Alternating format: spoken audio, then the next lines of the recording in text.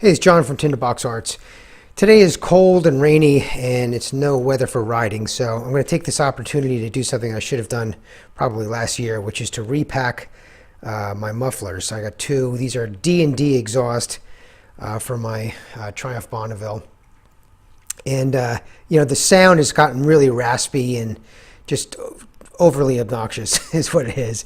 So it's really time to do a repack. And to get these apart shouldn't be too much trouble in the sense that these are not rivets. They're actually screwed in. There's a hex head on these. I think there's 4 of them.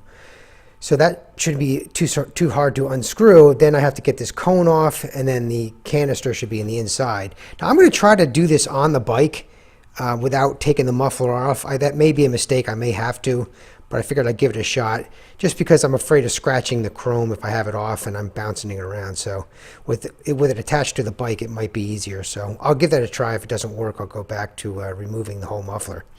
What I'm going to be repacking with is this company. It's made by International Steel Wool Elephant brand. I've never heard of it. I really don't know much about it. All I know is it has the things that I was looking for, which is 3 layers of stuff. In fact, I'll take it out to show you. Basically, this is the box that comes in. They give you some wire here for wrapping. This is just steel wool for cleaning things up, which I probably won't even use. The 3 layers, though, are this. This is stainless steel screen now. It looks like a screen on a screen door in your house, but it's actually stainless steel. Then they give you this stainless steel wool matting, which is supposed to help protect the final layer, which is fiberglass blanket. And there's a lot in here, but I think it's everything I need. Now, some people just go to the other extreme and cheap out and kind of use just household insulation and things like that. That's all fine. For me, I spent a little bit of money on this. It's about, I had to have 2 of them, unfortunately, so it's right about $50 all in. All right, these hex screws are coming out pretty easily. They're really not that tight. There is a washer there. Actually, I'm looking at this washer. I don't know if it's aluminum or it doesn't look stainless. If it isn't stainless, I'm going to replace it with stainless. So I think this should all come apart without too much trouble. I think I can get back here pretty well. Yeah, I can. So take these out, then we'll worry about getting the cone loose. All right, I got all the bolts out, and I'm just going to try this by hand first. And it is moving. Yeah, I might just get lucky here. Oh, beautiful. Look at that. Thank you, D&D. Yeah, it's a tight fit, but everything looks real good. So that's nice. Some people have to struggle with that. Just find a place to put that.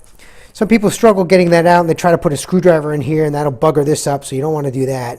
Other people have to put, some kind of hook inside here and kind of yank it out, but I got lucky that time. So now let me look at the canister inside here. All right, I'm trying to get this on camera. I got tight quarters here, but first I'm going to try just with my hands, just kind of wiggling this loose. Again, I think it's an advantage to have this attached to the bike. Yeah, here it comes, son of a gun. Hey, that wasn't bad at all. All right, so here we are. It's the first time this has ever been pulled out, and there's not much to it. That's interesting. I think I bought way more material than I need, and I did it on the advice of D&D, but they told me something that isn't true. This is much shorter than what they told me, so I have extra material. Not all bad. Okay, let's take this apart and see what it looks like. I had emailed D&D to ask about the length of this canister, and they told me something much longer. So whatever. You know what? I have enough material now to last a lifetime, where I can send some of it back. So it looks like what they did was they wrapped this canister in packing tape, which, they probably used a little more than they needed here. I think probably 1 or 2 would have been enough, but I'm just using a utility knife to take this apart. And underneath that is wrapping of fiberglass something. We're going to find out here. Well, they actually did a pretty good job as far as materials. So they have basically the same, almost the same setup as what I'm doing here. So there's fiberglass on the outside, which actually looks pretty intact. And there's a stainless steel blanket on the next layer. And then, no, there's no screen on this one. But you know what? Everything's pretty much intact. So I have to say, unless the other side is different, maybe this was not as bad as I thought. All right, so let's just open this up, see what we got here. The canister's in good shape. So this is actually a pretty good design. The way they have this done is there's an inside baffle, which I doubt you're going to be able to see on camera, but inside there is kind of a main baffle, which is pretty much the same diameter as the pipe. And then there's an outside baffle. So there is something between the inside and the outside there, which helps protect this fiberglass and other wrappings from deteriorating. So this is actually in pretty decent shape, I have to say. I am going to rewrap it though. So the other side may be different. I heard a little bit of a rattle, and so the other side may be more burned up. We'll find out.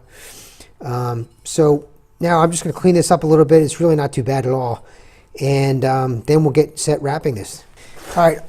All I did off camera was cut this stuff to size. So I definitely have enough in one package to do both mufflers. So it's really $25 worth of materials, not $50.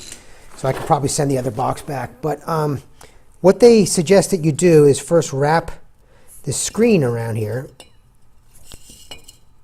And I'm trying to get this as tight as I can. It's a little tougher when I'm working on camera here. I'm trying to get everything so it shows, so I can't always move the way I want to. All right, that's that. It's kind of a standoff. Oh, that smarts. And then they want you to wrap this around.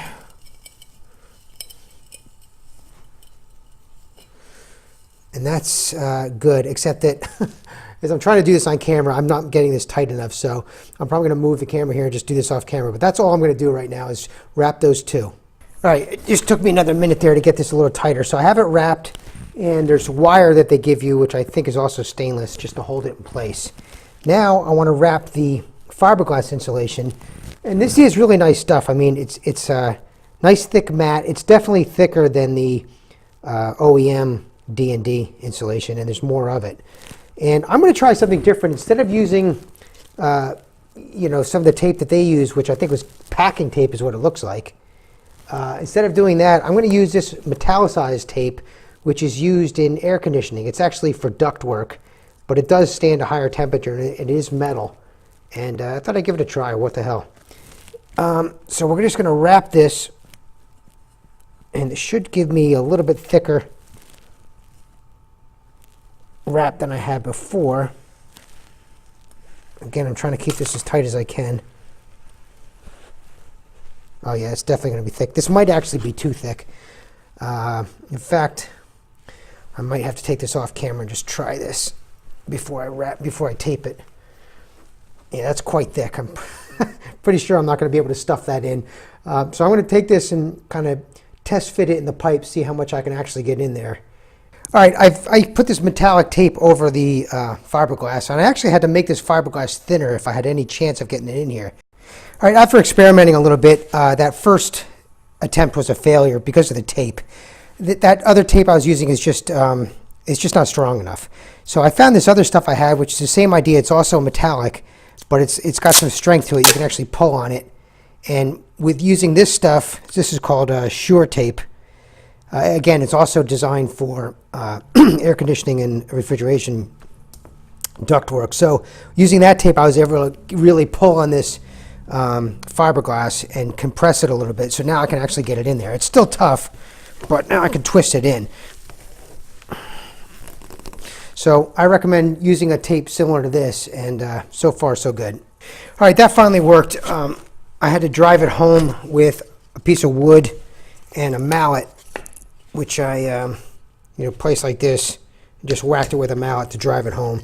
I do think it's easier to have this on the bike because if I was trying to wrestle this and keep it upright while I'm doing all this, it would be a real pain. So all I have to do now is put the screws back in. If you have a different kind, you have rivets, you have to put the rivets in, but in my case I have the screws. So not too bad. I got to do the other side yet, but my advice would be careful about the length of the screen, because the fiberglass and even the steel wool will compress to a certain degree if you have to mess with it, but the screen will not. And I had trimmed a little bit over part of this here where I had it just a little bit too long, and it's just easier if you pay attention in the first place.